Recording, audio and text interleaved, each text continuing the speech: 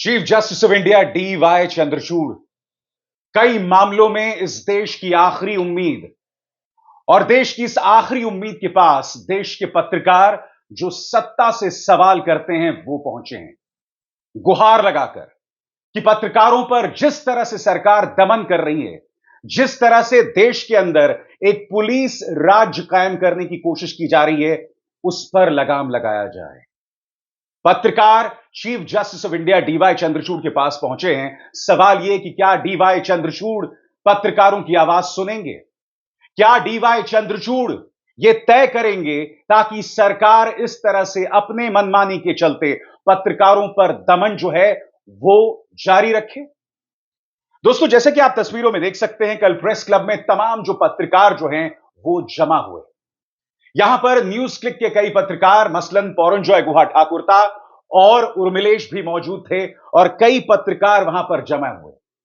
कार्यक्रम क्या था मैं आपको बताता हूं दोस्तों, और हां, आगे chief justice of India DY Chandrachud से क्या अपील की गई है वो भी मैं आपको बताऊंगा। कार्यक्रम यह था कि प्रेस क्लब ऑफ इंडिया से जंतर मंतर तक पत्रकार जो हैं वो मार्च करें। मैं आपसे एक सवाल पूछना चाहता हूं, क्या पत्रकार दंगे करते हैं? हां, गोदी मीडिया का नहीं कहा जा सकता, खासकर जो लोग प्राइम टाइम करते हैं, मगर जो पत्रकार वहां उपस्थित हुए थे उनकी एक ही मांग थी कि पत्रकारों पर दमन बंद किया जाए। जिस तरह से उनके लैपटॉप छीने गए हैं, मोबाइल फोन छीने गए हैं, उसे बंद किया जाए, उसको लेकर जवाबदेही तय की जाए, ट्रांसपेरेंसी तय की जाए। दोस्तों, सिर्फ यही मांग थी जिस वजह से वो लोग प्रेस क्लब में इकट्ठा हुए थे और वहां से जंतर मंतर जाने वाले थे। मगर क्या आप जानते हैं कि दिल्ली पुलिस ने उन्हें अनुमति नहीं दी? अनुमति नहीं दी, लिहाजा पत्रकार जो हैं वो जंतर मंतर अपनी गाड़ियों से पहुंचे और वहां पर उन्होंने प्रदर्शन किया। मगर एक ऐसा पत्रकार जिसका चैनल सिवाय भड़काऊ पत्रकारिता के कुछ नहीं करता, उसके रिपोर्टर्स पहुंचे और उन्होंने गाली गलौज शुरू कर दी उन पत्रकारों के साथ जो वहां प्रदर्शन कर रहे थे। मैं चाहूंगा कि आप मोलिटिक्स नाम के प्लेटफॉर्म का यह क्लिप देखें। इसमें आप मोलिटिक्स के पत्रकार नीरज झा को भी देख सकते हैं किस तरह से एक वाहियात चैनल की पत्रकार जो हैं वो क्या कर रही थी। सामने देखिए साहब। पत्रकारिता पर जो हमला हो रहा है वो पत्रकारिता पर हमला पत्रकारों की एक जमात के कारण हो रहा है। पत्रकारों की उस जमात के कारण जिस जमात ने तय किया है कि प्रधानमंत्री नरेंद्र मोदी और भारतीय जनता पार्टी की सरकार के तलवे चाटना ही पत्रकारिता है।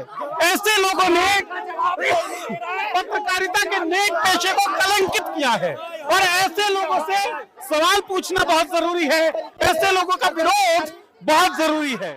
यानी कि पत्रकारों को अनुमति नहीं दी जाएगी कि वो लोग जो हैं एक पीसफुल मार्च कर सकें, मगर इस तरह से जंतर मंतर में इकट्ठा हुए पत्रकारों को किस तरह से भड़काया जा रहा था, किस तरह से उन्हें लगातार प्रोवोक किया जा रहा था, उसकी मिसाल आप देख चुके हैं।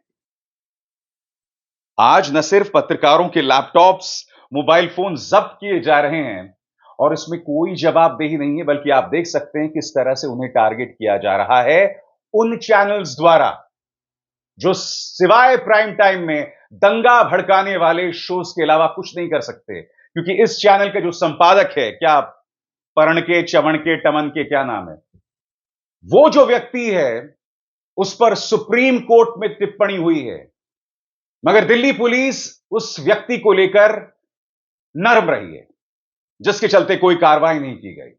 मगर जैसा कि मैंने कार्यक्रम की शुरुआत में आपको बताया, chief justice of India DY Chandrachud पत्रकारों की आखिरी उम्मीद बनकर रह गए हैं। क्या DY चंद्रचूड़ पत्रकारों पर हो रहे अत्याचारों का संज्ञान लेंगे? क्या सरकार को फटकार लगाएंगे? क्या सरकार पर सख्ती जारी करेंगे? ये तमाम सवालात हैं। एक एक करके ध्यान से सुनिएगा पत्रकारों ने क्या अपील की है, क्योंकि इसमें एक एक शब्द मायने रखता है। एक एक शब्द इस देश के लोकतंत्र के लिए जरूरी है। एक एक शब्द जरूरी है दोस्तों। सबसे पहले सुप्रीम कोर्ट कदम उठाए और मीडिया के खिलाफ जांच एजेंसीज के दमनकारी इस्तेमाल को खत्म करे। उन्होंने पुलिस की तरफ से पत्रकारों के इलेक्ट्रॉनिक उपकरणों जैसे मोबाइल फोन और लैपटॉप को जब्त करने पर सुप्रीम कोर्ट से दिशा निर्देश मांगे हैं। क्योंकि मैं आपको बता दूं दोस्तों, जब मेरा भी लैपटॉप और मोबाइल फोन जब्त किया गया था तो मुझे कोई भी लिखित फरमान नहीं दिया गया था कि भाई हम ये ले रहे हैं और इतने दिनों में आपको ये वापस मिल जाएगा। क्योंकि दोस्तों, लैपटॉप में पैसे लगते हैं, मोबाइल फोन्स में पैसे लगते हैं, झाड़ में जो है ये लटके हुए नहीं मिलते हैं। आप अपनी मेहनत की कमाई से ये चीजें खरीदते हैं ताकि आप काम कर सकें। लैपटॉप, मोबाइल फोन एक पत्रकार के बहुत जरूरी उपकरण हैं, मगर बगैर ट्रांसपेरेंसी के इन्हें जब्त कर लिया गया। आगे क्या अपील की गई है? पिछले 24 घंटों के घटनाक्रम में हमारे पास आपकी अंतरात्मा से संज्ञान लेने और हस्तक्षेप की अपील करने के अलावा कोई ऑप्शन नहीं बचा है, इससे पहले कि बहुत देर हो जाए और एक निरंकुश पुलिस राज्य आदर्श बन जाए। यानी कि देर ना हो जाए चंद्रचूड़ साहब, ये देश एक पुलिस स्टेट ना बन जाए कि पुलिस किसी के घर में घुसे और उन पर कार्रवाई की जाए। यह appeal chief justice of India DY Chandrachud से की गई है। आगे गौर कीजिए दोस्तों, पत्र में कहा गया है, सच्चाई यह है कि आज भारत में पत्रकारों का एक बड़ा वर्ग प्रतिशोध के खतरे में काम कर रहा है, बदले के खतरे में काम कर रहा है। और यह जरूरी है कि न्यायपालिका सत्ता का सामना बुनियादी सच्चाई से करे कि एक संविधान है जिसके प्रति हम सब जवाबदेह हैं। Chief justice of India DY Chandrachud से अपील की जा रही है कि सरकार से कहिए कि आपको एक संविधान के अंतर्गत काम करना है। आप बदले की कार्रवाई के अंतर्गत नहीं काम कर सकते पत्रकारों के खिलाफ जो आपसे सवाल करते हैं। आगे, यूएपीए का इस्तेमाल खास तौर से डरावना है। पत्रकारिता पर आतंकवाद के रूप में मुकदमा नहीं चलाया जा सकता। आप प्रबीर पुरकायस्थ को आतंकवादी बता रहे हैं, उन पर आतंकवाद की धाराएं लगा रहे हैं। ये किसी भी रूप में स्वीकार्य नहीं है। पत्रकारों ने chief justice of India DY Chandrachud से अपील की है। पत्र में बताया गया कि हाल के दिनों में कई मौकों पर देश की जांच एजेंसियों को प्रेस के खिलाफ हथियार बनाया गया है, उत्पीड़न के साधन के रूप में और स्वतंत्र प्रेस पर अंकुश लगाने के साधन के रूप में पत्रकारों के खिलाफ राजद्रोह और आतंकवाद के मामले दर्ज किए गए हैं। याद है आपको सिद्दीक कप्पन? 2 साल तक सिद्दीक कप्पन को जेल में बंद कर दिया गया था यूएपीए के अंतर्गत और 2 साल बाद उन्हें बेल मिलती है। कोई सबूत नहीं, कोई मामला नहीं, मगर इस व्यक्ति को जेल में बंद कर दिया जाता है। याद कीजिए, डॉक्टर कफील खान, एनएसए के अंतर्गत, राष्ट्रीय सुरक्षा एक्ट के अंतर्गत इस व्यक्ति को 9 महीने तक जेल में बंद रखा जाता है। ये टॉर्चर है, नाइंसाफी है, ज्यादती है। पत्र में आगे क्या कहा गया है? मीडिया को धमकी समाज के लोकतांत्रिक ताने बाने को प्रभावित करती है और पत्रकारों को एक केंद्रित आपराधिक प्रक्रिया के अधीन करना, क्योंकि सरकार राष्ट्रीय और अंतर्राष्ट्रीय मामलों में उनके कवरेज को अस्वीकार करती है, बदले की धमकी से प्रेस को शांत करने का एक प्रयास है। दोस्तों, मैं आपको बतलाना चाहूंगा कि प्रेस क्लब ऑफ इंडिया, डिजिपब जैसी संस्थाओं ने जो अपील की है उसमें 4 बिंदुओं का जिक्र है।